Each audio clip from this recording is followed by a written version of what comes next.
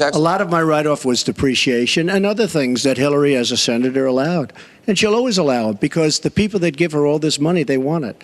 That's why. See, I understand the tax code better than anybody that's ever run for president. Look, Putin, from everything I see, has no respect for this person. Donald Trump has always been a polarizing figure. But one thing that sets him apart is his ability to dismantle woke interviewers with ease.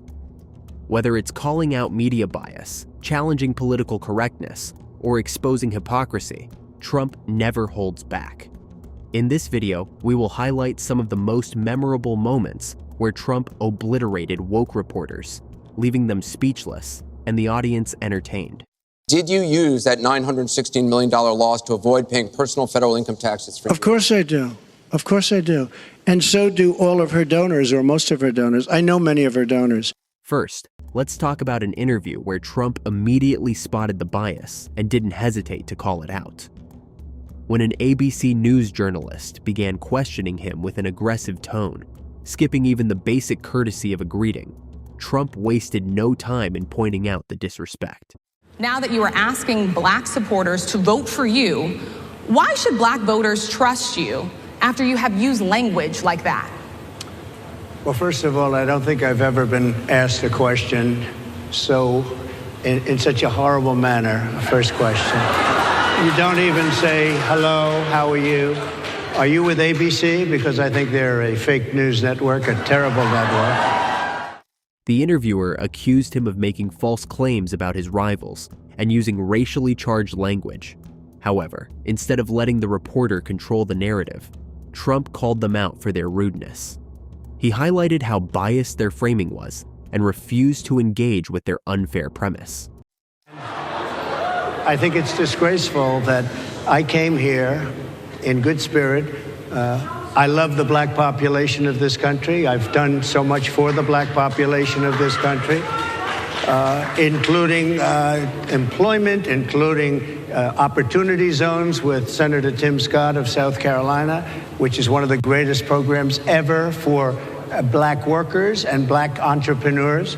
Next up, it gets even more interesting as Trump takes on CNN in a battle of wits.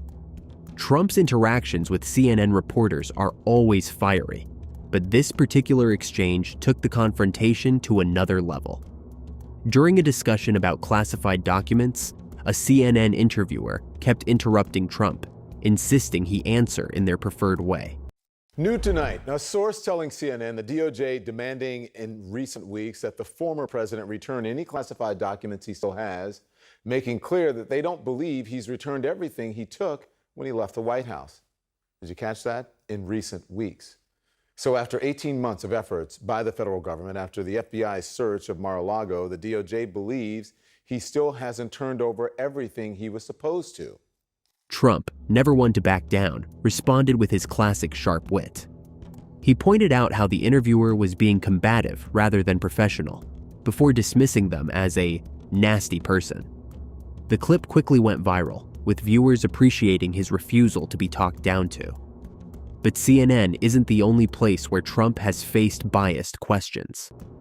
Next, let's see how he handled a debate moment that turned against his opponent. Presidential debates are supposed to be about policies, but sometimes opponents try to make it personal. That's exactly what happened when Rand Paul criticized Trump's blunt way of speaking and his habit of commenting on people's appearances. As far as temperament, and we all know that, as far as temperament, I think I have a great temperament. I built a phenomenal business with incredible, iconic assets, one of the really, truly great real estate businesses. And I may be an entertainer because I've had tremendous success with #1 bestsellers all over the place, with The Apprentice and everything else I've done. But I will tell you this, what I am far and away greater than an entertainer is a businessman. And that's the kind of mindset this country needs to bring it back. Paul tried to paint Trump as someone unfit for office, based on his lack of political correctness. But Trump, quick on his feet, flipped the argument on its head. He pointed out that Paul's attacks on him were just as personal, exposing the hypocrisy in the argument. The audience erupted in laughter, realizing that Paul had just been outplayed. But I am worried. I'm very concerned about having him in charge of the nuclear weapons, because I think his response, his visceral response to attack people on their appearance, short, tall, fat, ugly, my goodness, that happened in junior high. Are we not way above that? And would we not all be worried to have someone like that in charge of the nuclear arsenal? Mr. Trump. I never attacked him on his look, and believe me, there's plenty of subject matter right there. Trump's quick thinking is one of his greatest strengths, but sometimes his boldness leaves interviewers scrambling. Just wait until you see what happened when he was confronted about his comments on women. One of the most famous Trump moments came during a debate when a reporter attempted to corner him on his past comments about women. She read off a list of derogatory terms he had supposedly used and expected him to stumble. But this stuff is all relative. After listening to Hillary rattle on and on and on, I don't think so badly of Rosie O'Donnell anymore. In fact, I'm actually starting to like Rosie a lot.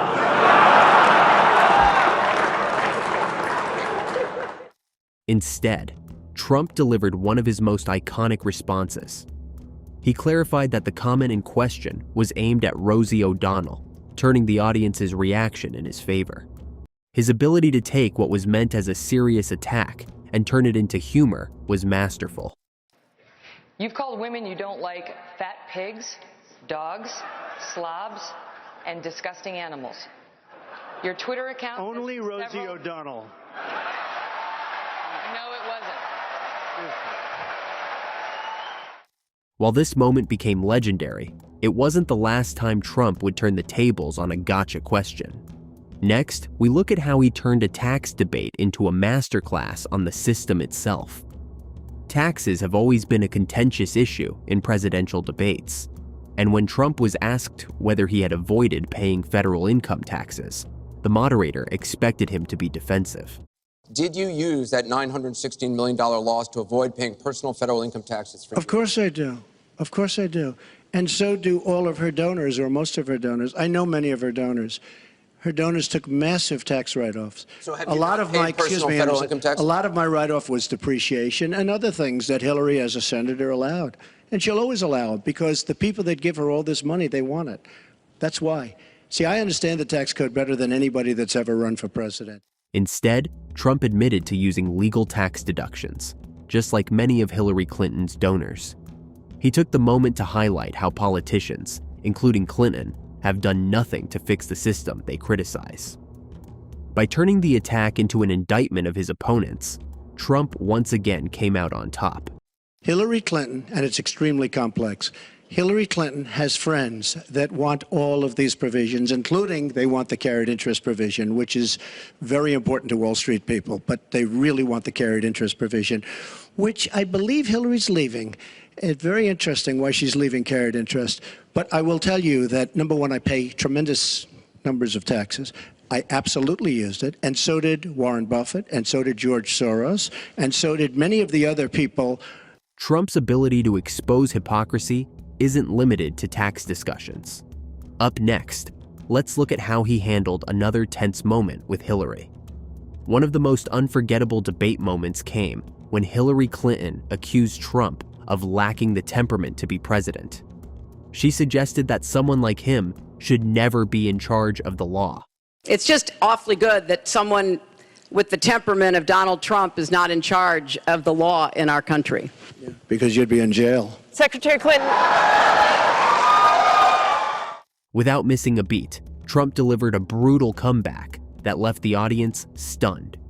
He pointed out that if he were in charge, she would be in jail. The remark was met with roaring approval from the crowd, solidifying it as one of the most talked about moments of the election. Putin, from everything I see, has no respect for this person. Well, that's because he'd rather have a puppet as president of the United States. No puppet. And it's pretty clear. You're the puppet. It's pretty clear you won't admit that the Russians have engaged in cyber attacks against the United States of America, that you encouraged espionage against our people, that you are willing to spout the Putin line, sign up for his wish list, break up NATO, do whatever he wants to do, and that you continue to get help from him because he has a very clear favorite in this race. As devastating as this moment was, Trump's ability to control a room isn't just limited to debates. Watch how he took on a hostile room of journalists at the Al Smith dinner. The Al Smith dinner is supposed to be a lighthearted event, but Trump used the opportunity to land some heavy punches. As he took the stage, he pointed out that it was the first time Hillary Clinton was in a room with corporate executives without getting paid for it. They've had me to their homes. They've introduced me to their children. I've become their best friends in many instances. They've asked for my endorsement, and they always wanted my money. And even called me really a dear, dear friend. But then, suddenly, decided when I ran for president as a Republican that I've always been a no-good, rotten, disgusting scoundrel. And they totally forgot about me. His humor wasn't just funny. It was a direct jab at Clinton's ties to Wall Street. By blending comedy with sharp political insight, Trump turned what was meant to be a friendly gathering into another strategic victory. A small, intimate dinner with some friends.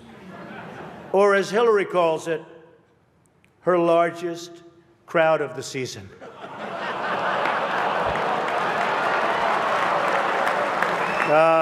This stuff. This is corny stuff. I do recognize that I come into this event with a little bit of an advantage. I know that so many of you in the Archdiocese already have a place in your heart. But if you thought that was bold, just wait until you hear how Trump addressed woke policies head on. During one of his speeches, Trump announced that he would be ending government policies that forced race and gender into every aspect of life. He declared that the country would return to a merit-based, colorblind society. The left-wing gender insanity being pushed on our children is an act of child abuse. Very simple. Here's my plan to stop the chemical, physical, and emotional mutilation of our youth. On day one, I will revoke Joe Biden's cruel policies on so-called gender-affirming care. Ridiculous. A process that includes giving kids puberty blockers, mutating their physical appearance, and ultimately performing surgery on minor children. This statement sent shockwaves through the media, with woke commentators rushing to criticize him. However, for many Americans, his words resonated as a call for fairness rather than division. I will sign a new executive order instructing every federal agency to cease all programs that promote the concept of sex and gender transition at any age. I will then ask Congress to permanently stop federal taxpayer dollars from being used to promote or pay for these procedures and pass a law prohibiting child sexual mutilation in all 50 states. While his policy statements often spark controversy, Trump's willingness to push back against woke ideology doesn't stop there.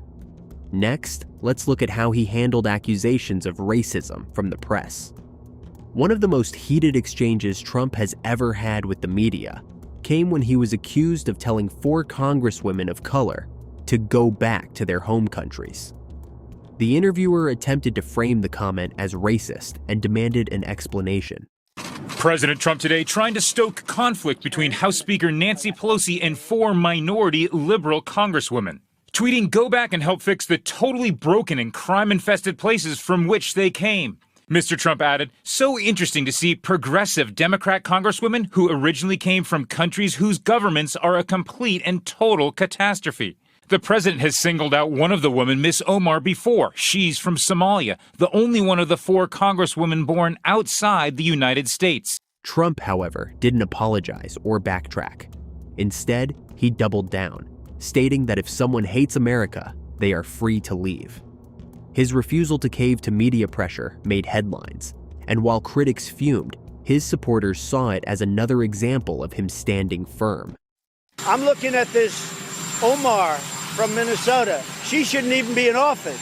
Speaker Pelosi today denounced Mr. Trump's tweets as xenophobic comments meant to divide our nation, while Omar accused the president of stoking white nationalism because you are angry that people like us are serving in Congress. Other House Democrats, including the Assistant House Speaker, rallying to their colleagues' defense. That's a racist tweet. And the field of 2020 Democratic hopefuls piled on. The media's attempts to corner Trump don't always go as planned, but perhaps one of the most spectacular failures came when they tried to link him to white supremacists. The media loves to push narratives, and one of the most persistent was the claim that Trump had dined with a white supremacist. During an interview, a reporter brought it up as if it were an established fact, demanding Trump address it. What he's trying to do is make America hate again. He's really doing something that is so anti-American. This country is facing another bigot who is trying to divide us again. While Trump may have united Democrats today, clear division still exists between Pelosi and the progressives in her caucus. Rather than getting defensive, Trump turned the question around. He pointed out the absurdity of the claim and called out the media's double standards when it came to covering Democrats. His confidence in handling the situation left the interviewer scrambling. You bragged that you have sexually assaulted women. Do you understand that? No, I didn't say that at all. I don't think you understood what was said. This was locker room talk. I'm not proud of it. I apologize to my family. I apologize to the American people. If you look at Bill Clinton, far worse, minor words, and his was action. Hillary Clinton attacked those same women and attacked them viciously. 4 of them here tonight. These are just a few of the moments where Trump completely obliterated woke interviewers. Whether it's by calling out media bias, exposing hypocrisy, or using humor to diffuse attacks, Trump has proven time and again that he won't be intimidated. And if history is any guide, there are plenty more moments like these to come. Love him or hate him, you can't deny that Trump knows how to handle the media. Whether he's exposing bias, flipping the narrative, or delivering a brutal one-liner, he never backs down. But what do you think? Which of these moments was the most savage? And do you think the media has learned how to handle Trump, or will he continue to catch them off guard? Let us know your thoughts in the comments. If you enjoyed this video, don't forget to like, subscribe, and hit the notification bell so you never miss a new upload. Thanks for watching, and we'll see you in the next one.